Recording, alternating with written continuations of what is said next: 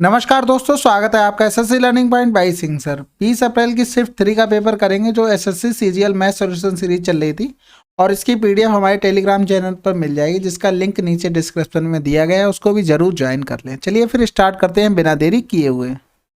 एक समकोण तरबुज पी क्यू आर में कोण क्यू 90 डिग्री, ए और बी क्रमशः पी क्यू और पी आर के मध्य बिंदु है। यदि पी क्यू बराबर 16 सेंटीमीटर है, क्यू आर बराबर 30 सेंटीमीटर है, पी आर बराबर 34 है, तो समलंब ए वी आर क्यू का परिमाप कितना होगा। देखो सिंपल सा सवाल है, एक त्रिभुज बना लेते हैं, क्यू पर 90 है, ये हो गया पी, क्यू पर 90 था, ये हो गया आर। ठीक है, ए और बी पी क्यू पर ए है और पी आर पर कौन सा है, बी है। ठीक है, पी क्यू कितना है, 16 है, पी क्यू 16 है और क्यू आर कितना है, 30 है, पी आर कितना है, 34 है और ए बी आर क्यू, यानी कि यहाँ से देखो एक चीज, ये मध्य बिंदु थे, इसने बोला हुआ था, यानी कि ये 17 हो गया। ठीक है, ये कितना हो जाएगा, 8 हो जाएगा। ये जब क्या है कि मध्य बिंदु होते तो ये पैरेलल का भी काम करते हैं, यानी कि ये आधा हो जाएगा, यानी कि किसका, क्यू आर का आधा हो जाएगा। तो इनको जोड़ देंगे, 30 और 15 45 हो गया, 45 प्लस 8 प्लस हो गया 17, तो 8 7 15 हो गया, 25 जोड़ देंगे इसमें, 5 5 10 की 0 हाथ से लगा, 1 5 2 7 70 आंसर। अगला सवाल देखो, ये ट्रिग्नोमेट्रिक सवाल है, अच्छा सवाल है। यहाँ देखो 62 है 28 है, 62 और 28 जोड़ो कितना हो रहा है, 8 2 10 की 0 हासिल लगा, 1 हो गया, 7 2 90 हो रहा है, बस काम हो गया। 5 cos स्क्वायर 62 प्लस 5, इसको लिख सकते हैं साइन स्क्वायर 62। रीजन क्या है, अगर लिखते हैं cos स्क्वायर 90 माइनस 62 तो कोई दिक्कत है, किसकी जगह, cos स्क्वायर 28 की जगह, कोई दिक्कत नहीं है। फिर यहाँ पर इसको चेंज करें, किस में होगा, साइन में होगा, तो साइन स्क्वायर 62 आ जाएगा। ठीक है, तो इसी तरीके से लिख दिया, माइनस का 21 था, इसी तरीके से नीचे लिख देंगे, 7 हो गया, साइन स्क्वायर 35 हो गया और प्लस का 7 कॉमन ले लिया, चलो ठीक है कॉमन ले लेते हैं, ये हो गया cos 35 माइनस प्लस का 1 हो गया, ये तो को 1 हो गया, यहाँ से 5 कॉमन लेंगे, ये भी 1 हो गया, तो 5 माइनस 21 इधर हो गया, 7 प्लस 1 हो गया, तो ऊपर अगर 5 घटाएंगे तो 16 हो गया, इधर 8 हो गया, 8 दूनी 16, वो भी किसका, माइनस का। अगला सवाल, ऐसे कितने घंटे हैं जिनके दौरान कारों की संख्या सुबह 7 बजे से दोपहर 12 बजे तक गुजरने वाली कारों की औसत संख्या से कम है। सुबह 7 बजे से और कै बजे तक, 12 बजे तक गुजरने वाली। तो देखो जोड़ दो सबको, 5 5 10 5 15 हो गया, 15 5 20 की 0 हासिल लगा, 2 4 2 6 9 6 15 हो गया, 1 16 हो गया, 16 17 18 19 हो गया, 19 की 9 हासिल लगा, 1 हो गया, 2 हो गया, 1 3 हो गया, 1 4 हो गया। ठीक है, कितने हो रहे, 1 2 3 4 और 5, तो 5 ने 45 हो गया, 4 बचा, 5 अट्ठे 40 हो गया। 98 से देखो कितने कम हो रहे हैं, गुजरने वाली औसत संख्या से कम है, तो देखो 98 से कम कितने हैं, 1 2 और 3 कम है, यानी कि 6 से 7। ठीक है, इसमें भी था, और कौन सा हो गया, 10 से 11, 11 से 12 हो गया। ठीक है, 11 से 12 इसमें भी था, और 10 से 11, 10 से 11 ये ठीक। अगला सवाल, 3.5 मीटर लंबाई की एक सीढ़ी दीवार के शीर्ष तक पहुंचती है। यदि सीढ़ी दीवार से 60 अंश का कोण बनाती है तो दीवार की ऊंचाई क्या होगी। देखो ये दीवार बन गई और ये तुम्हारी सीढ़ी बन गई, दीवार और सीढ़ी के बीच का कोण कितना है, 60 डिग्री। ये 60 हो गया तो ये 30 हो गया, क्योंकि ये क्या बनाता है, समकोण त्रिभुज बनाता है। तो देखो सीढ़ी की लंबाई कितनी है, 3.5 मीटर है, ऊंचा क्या गया, तो दीवार की ऊंचाई बतानी, देखो इसकी आधी हो जाएगी, यानी 3.5 का आधा हो जाएगा। ये तो सभी को पता होगा, अगर ये ये √3 होता है तो ये 1 होता है, ये 2 होता है, तो हमें 2 बराबर दिया था 3.5, हमें 1 बराबर निकालना था, यानी भाग करना था, यानी 2 एकम 2 हो गया, 1 बचा, 2 सत्ते 14 हो गया और 2 पंजे 10 हो जाएगा, तो ये आंसर आ जाएगा 1.75। अगला सवाल, एक व्यक्ति ने एक पुस्तक को उसके मुद्रित मूल्य पर 31% की छूट पर खरीदा। यदि छूट ना दी जाती तो उसे 2480 अधिक भुगतान करना पड़ता। पुस्तक के लिए उसका भुगतान कितना था। देखो सिंपल सी बात है, मान लो 100 रुपए की चीज थी, 31% अगर छूट दी जाती तो 69 में बेचता। समझ में आ गई बात। तो अगर छूट नहीं दी जाती तो वो इतने में देता, यानी कितने रुपए एक्स्ट्रा पे करता, 31 रुपए एक्स्ट्रा पे करता। इसी 31 की वैल्यू दी गई थी आपको 2480, तो पूछा गया उसने भुगतान कितना किया, उसने 69 रुपए का भुगतान किया, इसी की हमें वैल्यू निकालनी थी। ये देखो 8 गुना हो रहा है, दिख रहा होगा, 0 हो गया, 8 ने 72 हो गया, जैसे ही 20 मिला ना, आंसर मिल गया 55 20। अगला सवाल, एक घन के पिंड विकर्ण की लंबाई इतनी है। देखो घन का विकर्ण क्या होता है, फार्मूला √3 है, बराबर क्या दिया, 8 √3 दिया, ये कैंसिल आउट हो गया, ए बराबर कितना आ गया, 8 आ गया। आयतन क्या होगा, ए क्यूब होता है, यानी 8 का क्यूब कितना हो जाएगा 512। अगला सवाल, निम्नलिखित में से कौन सी सबसे छोटी संख्या है जो कि एक पूर्ण वर्ग है और संख्या 6, 8, 15 प्रत्येक से विभाज्य है। देखो 6 से विभाज्य होने के लिए क्या 3 और 2 से विभाज्य होनी चाहिए, 8 से विभाज्य होने के लिए 8 के लास्ट के 3 डिजिट देख लेंगे, 15 के लिए 5 गुणे 3 चाहिए। तो 5 के लिए पहले देखते हैं लास्ट में या तो 0 या तो 5 हो, तो ये तो कैंसिल आउट हो गया, ये हो सकता है, ये भी कैंसिल आउट हो गया, ये हो सकता है। ठीक है, तो 5 वाला तो नियम काम कर गया। अब देखते हैं कौन सा 3 वाला देखते हैं। तो देखो 5 4 9 ये 3 से डिवाइड है, 6 3 9 ये भी 3 से डिवाइड है। लेकिन 8 से देखो, 8 से ये वाला डिवाइड हो जाएगा, बिल्कुल नहीं होगा, क्योंकि हमें लास्ट में क्या चाहिए, इवन नंबर चाहिए। इवन का मतलब क्या होता है, सम नंबर चाहिए, तभी 8 से डिवाइड होगा, तो ये भी कैंसिल आउट हो गया, आंसर 3600। अगला सवाल, त्रिभुज एबीसी में कोण ए 68 है, यदि त्रिभुज के अंत केंद्र आई बी आई सी का माप क्या होगा। देखो ये तो तुम्हें ओरली पता होना चाहिए कि 90 प्लस 68/2 होगा, यानी 2 3 6 हो गया, 2 चौकू 8 हो गया, यानी 4 9 3 12 124। ये तो सभी को पता होगा। अगर ये भी नहीं पता तो भैया बहुत मेहनत करो। देखो हम सीधी बात आपको बोल रहे हैं, ठीक है, ये वाला एंगल हमें निकालना था, ये अंत केंद्र हो गया, ठीक है, और यही बोला गया तो हमें पता है कि आई की वैल्यू हो जाएगी 90 प्लस θ/2, एंगल आई की वैल्यू। ठीक है, अगला सवाल, ए बी से 25% अधिक है, बी सी से 40% कम है, यदि सी और डी से 20% अधिक है तो ए डी का कितना प्रतिशत होगा। देखो ए का पूछा जा रहा है लास्ट से, देखो पहले एक बार लिख के दिखा देता हूँ फिर बताऊंगा। 125 हो गया, बी से सी पर जाएंगे तो 40% कम हो रहा है, तो 40% कम कर देंगे 60 हो गया। सी से डी 20% अधिक हो रहा है, यानी कि 120। अब क्या करो, ए अपॉन बी करो, A upon B multiply B upon C multiply C upon D, ये तो सब कट जा रहे हैं ना, बचेगा क्या, ए अपॉन डी बचेगा, यानी 125/100, 60/100 और 120/, समझ में आ गई बात। इस तरीके से डायरेक्ट लिख लिया करो। 5 हो गया, यहाँ पर 4 हो गया, तो इधर 4 तियाँ 12 हो जाएगा, और ये 5 दूनी 10 हो गया, तो ये आ गया 6 तियाँ 18/20 हो गया। ठीक है, यहाँ से लिख सकते हैं, 2 में 18 हो गया, 2 एकम 2, कितना वृद्धि कमी हुई 1/10, गुणे हो गया 100, तो कितना आ गया 10%। तो देखो इसमें क्या किया करो, जैसे ही इस तरीके के सवाल मिल जाए कि पहला का लास्ट से बोला जा रहा है, तो नंबर दिमाग में होना चाहिए, प्रैक्टिस इतनी होनी चाहिए तभी लिख पाओगे। तो देखो इसके बटे बी लिखोगे तो दूसरे में जो आ रहा तो बी ऊपर रहेगा, तो देखो बी ऊपर हो गया, फिर दूसरे में सी नीचे आ गया था, तो तीसरे में सी ऊपर रहेगा, तो ये ध्यान रखो, इससे आप जल्दी कर पाएंगे। ठीक है, अगला सवाल, एक वस्तु किसी निश्चित कीमत पर बेची जाती है, यदि इसे इसके मूल्य के 70% पे बेचा जाता है तो 10% की हानि होती है। मूल विक्रय मूल्य पर बेचने पर प्रतिशत लाभ क्या होगा। देखो कोई एसपी रहा होगा, मान लो 100 रहा होगा, उससे 70% पे बेचा गया, यानी कि यहाँ से SP2 आ गया कितना 70। अगर मान लो CP 100 होता तो SP2 कितना होता, मेरे हिसाब से 90 होता, क्योंकि 10% की हानि हो गई, यानी कि ये दोनों तो बराबर होने चाहिए थे, लेकिन बराबर नहीं है। पहले यहाँ से रेशियो थोड़ा इजी कर लो। ठीक है, तो यहाँ पर दोनों को देखो कर ले, बना देते 63, यहाँ पर 63 बनाने के लिए 9 का गुणा होगा, इसमें भी 9 का गुणा कर देंगे, 900 हो जाएगा, समझ सॉरी 90 हो जाएगा। यहाँ देखो इसमें 7 का गुणा करना पड़ेगा, इसमें भी 7 का, तो ये कितना हो गया 70। कितने का प्रॉफिट होगा अगर मूल्य में बेचता, 20 रुपए का, किस पर 70 पर, गुणे हो गया 100, 0 से 0 चला गया, आंसर आ गया 200/7%। अगला सवाल, देखो सिंपल सा सवाल है, इसमें कुछ वैल्यू पुटिंग करने की भी जरूरत नहीं है। कॉट थीटा क्या ले सकते हैं, 1/tan थीटा लिख सकते हैं, अपॉन में था 1 - tan थीटा और होल स्क्वायर था, 1 को अभी छोड़ देते। ठीक है, ऊपर 10 कॉम एलसीएम ले लिया तो tan थीटा माइनस का 1/1 - tan थीटा, और अपॉन में क्या हो जाएगा tan थीटा। समझ में आ गई बात। अगर यहाँ से माइनस कॉमन ले लेते हैं तो माइनस कॉमन हो गया, 1 - tan थीटा हो जाएगा, अपॉन में हो जाएगा 1 - tan थीटा, और नीचे हो जाएगा tan थीटा, और ये पावर में क्या है 2 है। ठीक है, बात समझ में आई। ये इससे कैंसिल आउट हो गया, माइनस से फर्क नहीं पड़ेगा क्योंकि स्क्वायर है, तो इसे क्या लिख सकते हैं 1/tan स्क्वायर थीटा, ऊपर जाएगा तो cot स्क्वायर थीटा, प्लस का क्या हो गया 1 हो गया, बराबर हो गया क्या कोसेक स्क्वायर थीटा। ये तो फार्मूला सभी को याद होगा ना, cosec square theta minus cot square theta बराबर होता है क्या 1। ठीक है, तो यहाँ से आंसर आ गया, सिंपल था। अगला सवाल करते हैं, 66,300 को ए और बी के बीच इस प्रकार विभाजित करें कि ए को 8 वर्ष बाद प्राप्त होने वाली राशि 10 वर्षों के बाद बी को प्राप्त होने वाली राशि के बराबर हो, जबकि ब्याज की दर वार्षिक रूप से चक्रवृद्धि होने वाली 10% वार्षिक है। देखो 10% कह रहा है, 10 का मतलब 1/10 हो गया, यानी कि 10 से चीज़ क्या हो रही है 11 हो रही है।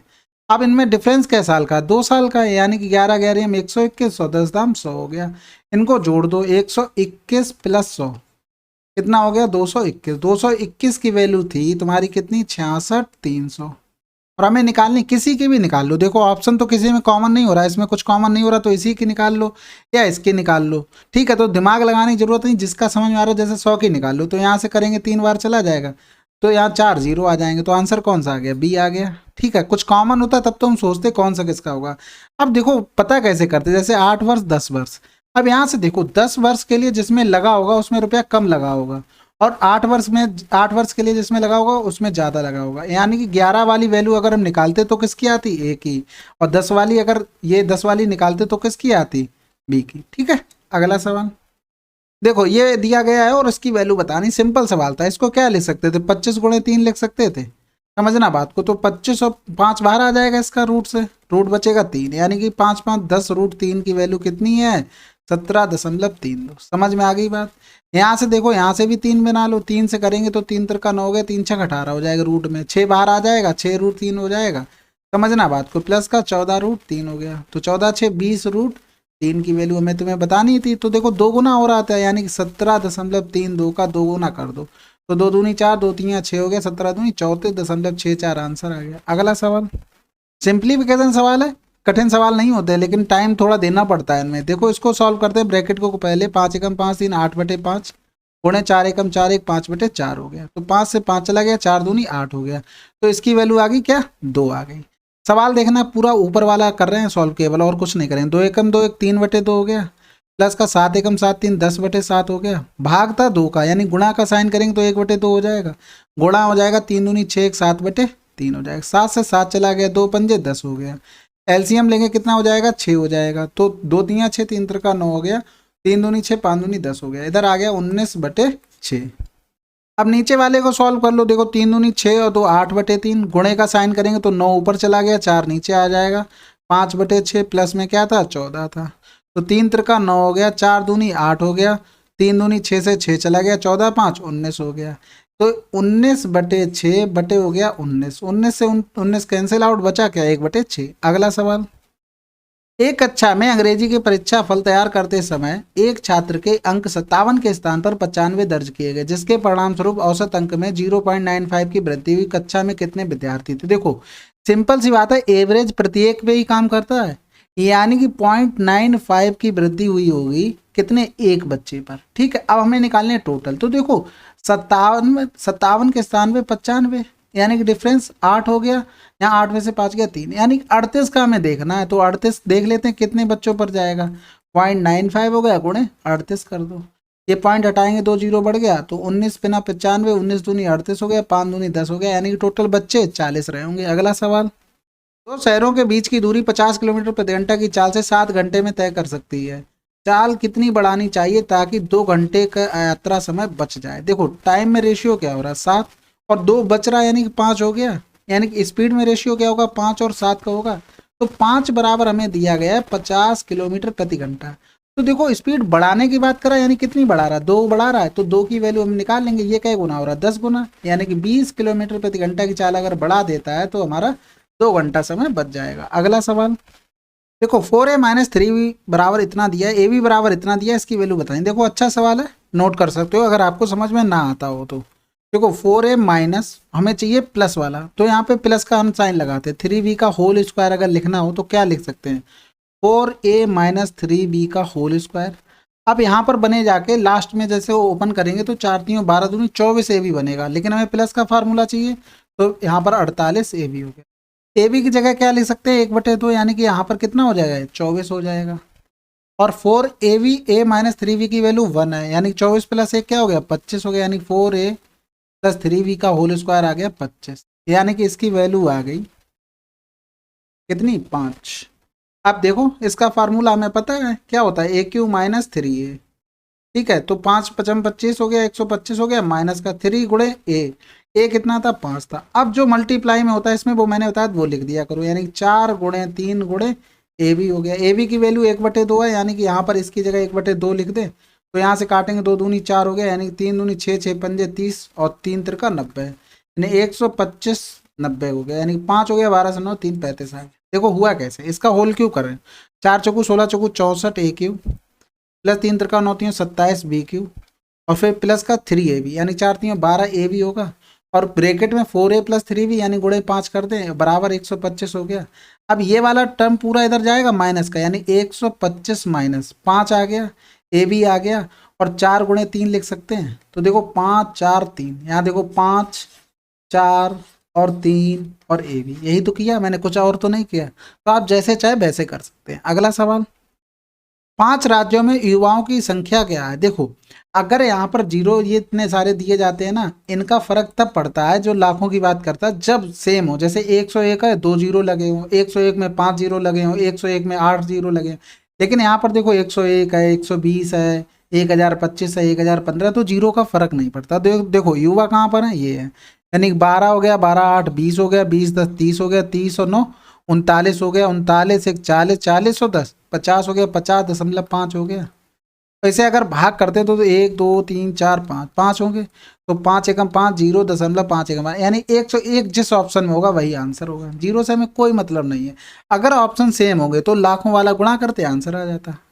अगला सवाल, पी क्यू आर एस चक्रीय चतुर्भुज है और पी क्यू वृत्त का व्यास है। यदि आर पी क्यू 23 है तो पी एस आर का माप कितना होगा। देखो सिंपल सवाल है बिल्कुल। पी क्यू क्या है, वृत्त का व्यास है, पी और क्यू हो गया, आर एस और मिला लेते हैं, पी क्यू आर एस, ठीक है। और कह रहा है आर पी क्यू यानी ये वाला एंगल दिया गया 23, पूछा गया पी एस आर यानी कि ये वाला एंगल हमसे पूछा गया, तो यानी कि हमें ये वाला एंगल मिल जाए तो काम हो जाएगा। ये वाला कितना होगा 90, अर्धवृत्त में बना कोण क्या होता है, समकोण होता है। तो ये वाला कितना हो जाएगा 7 3 10 की 0, यहाँ से लगा 1 3 हो गया और 6 3 9 हो गया, 67 हो गया। यानी कि चक्रीय चतुर्भुज में आमने सामने कोण क्या होते हैं, योग 180 होता है, ठीक है। थीटा बराबर कितना हो जाएगा 113 डिग्री।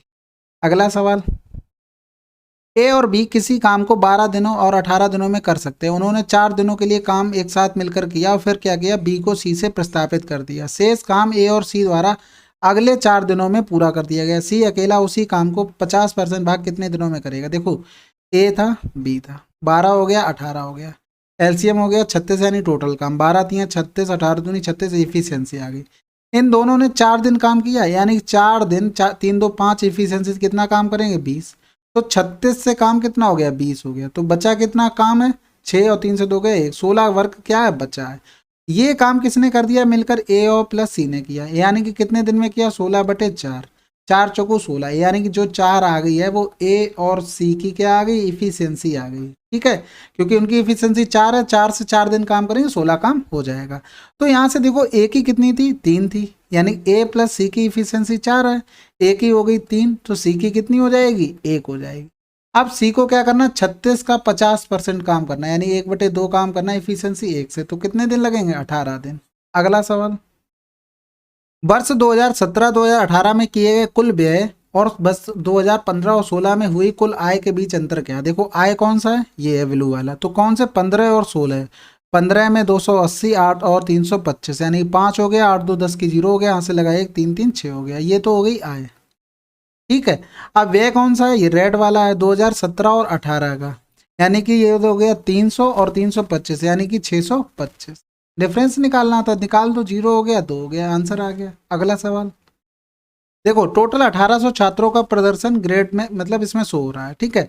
ग्रेड सी प्राप्त करने वाले छात्रों की तुलना में कितने अधिक छात्रों ने ग्रेड बी प्राप्त की है। देखो 1800 वैल्यू किसकी थी 100% की, तो देखो सी वाले कहाँ पर ये 24 है, बी 27, कितने अधिक हो रहे हैं 3 हो रहे हैं, यानी कि 3 की वैल्यू हमें निकालनी थी, 18 3 54 विद्यार्थी ऐसे थे। अगला सवाल, एक चतुर्भुज ए बी सी डी पर एक परिवृत्त निर्मित है और डी ए बी 100 है, ए डी बी 35 है, सी डी बी 40 है, डी बी सी का मान क्या होगा। सिंपल सवाल है, एक चतुर्भुज है उसके ऊपर क्या है परिवृत्त है, यानी वृत्त बना हुआ, कुल मिला के ए बी सी डी एक चक्रीय चतुर्भुज है। तो ए बी और C D, D A B कितना दिया 100 हो गया, और ए डी बी इसको मिलाना पड़ेगा, ये हो गया तुम्हारा 35, और ये हो गया तुम्हारा डी सी डी बी 40, ठीक है। पूछा कौन सा गया डी बी सी, यानी कि ये वाला पूछा गया। देखो इनका कोण क्या होगा, आमने सामने का 180 होगा, यानी कि ये हो गया 80, योग 180 होगा, आमने सामने चक्रीय चतुर्भुज, बहुत बढ़िया बात। तो ये कितना हो जाएगा 60, क्योंकि त्रिभुज के तीनों कोणों का योगफल 180 होता, तो 8 4 12 120 हो चुका, 60 बचा तो आंसर आ गया। अगला सवाल, 3 साझेदारों ने एक व्यवसाय में लाभ को 9, 8, 11 के अनुपात में बांटा जाता। उन्होंने अपनी पूंजी को क्रमशः 4, 6 महीने और 18 महीने के लिए निवेश किया। उनकी पूंजी का अनुपात क्या हुआ? देखो बहुत सिंपल सवाल है। देखो हमेशा हम क्या करते थे, पूंजी और टाइम लिखते थे, इस हिसाब से रेशियो बनाते, तो उसके बाद किसका रेशियो आता था? प्रॉफिट का। तो हम क्या करते हैं, अब देखो हमें टाइम दिया गया लेकिन पूंजी निकालनी है, तो टाइम वाले को प्रॉफिट में डिवाइड कर दें। तो प्रॉफिट था 9, 8, 11, टाइम कितना कितना था? 4, 6 और 18। देखो ये फिक्स पैटर्न सवाल है, अगर ऐसा आता तो ऐसे ही करना तो जल्दी हो जाएगा। तो 18, 4, 6 का एलसीएम 36, यानी कि 36 का सब में गुणा कर दो, 36 का सब में गुणा कर दो। 18 दूनी 36, ये हो गया 22, ये 6 रंग 36, 8 छंग 48 हो गया। 4 नेम 36, ये 9 नेम 81 हो गया। आंसर आ गया 81, 48, 22 कहाँ पर है? ये है। अगला सवाल, a प्लस बी प्लस सी बराबर 6 है, उसका वैल्यू ये है और इसकी वैल्यू ये है। 4abc का मान निकालना है। तो देखो सिंपल सवाल है, ये तो सभी को पता होगा। ये किस में आता है? हमें पता है a क्यूब प्लस का b क्यूब प्लस का c क्यूब माइनस का 3abc बराबर होता है a plus B plus c और ब्रैकेट में होता है ए स्क्वायर प्लस का बी स्क्वायर प्लस का सी स्क्वायर माइनस का ए बी माइनस का बी सी माइनस का सी। ये सभी को फार्मूला याद होगा। देखो वैल्यू किसकी किसकी दी? इसकी दी थी 189 माइनस का 3abc, बहुत बढ़िया बात है। ए प्लस बी प्लस सी की वैल्यू 6 दी थी, हमें ए स्क्वायर प्लस बी स्क्वायर इसकी भी वैल्यू 32 दी थी, माइनस यानी कि इसकी वैल्यू हमें चाहिए थी। देखो इसको दिमाग में करना चाहिए, इसका स्क्वायर करेंगे 36 हो गया, फिर इसका स्क्वायर आएगा माइनस का 32 होगा, बटे में 2 होगा, तो यहाँ से करेंगे 18 हो गया, यहाँ से करेंगे 16 हो गया, यानी कि इनका डिफरेंस 2 आ गया, यानी कि इसकी वैल्यू कितनी आ गई? 2 आ गई। समझना बात को, ठीक है। 32 से 2 गया 30 हो गया, यानी 6 गुणे 30 हो गया, यानी 6 तियाँ 18, 180 हो गया। यानी कि हम लिख सकते हैं 3abc बराबर 189 माइनस का 180 हो गया, यानी कि abc बराबर हो गया 3 हो गया। ठीक है, वैल्यू पुट कर दो, 4 तियाँ 12, आंसर आ गया। ये चीज़ समझ में आ गई ना? फार्मूला भाई पता होगा ना यार, नहीं पता लिख दे रहे हैं, नहीं तो बाद में गालियाँ दोगे, पूरा बताते भी नहीं है। ए स्क्वायर प्लस का बी स्क्वायर प्लस का सी स्क्वायर प्लस का 2ab प्लस का bc प्लस का c, इसमें वैल्यू पुट कर लोगे, इसकी वैल्यू आ जाएगी। अगला सवाल, चलिए 20 तारीख की शिफ्ट 3 आपकी कंप्लीट हो गई है। मिलते हैं अगले वीडियो में, तब तक के लिए आप लोग मन से पढ़ते रहिए। जय हिंद, जय भारत।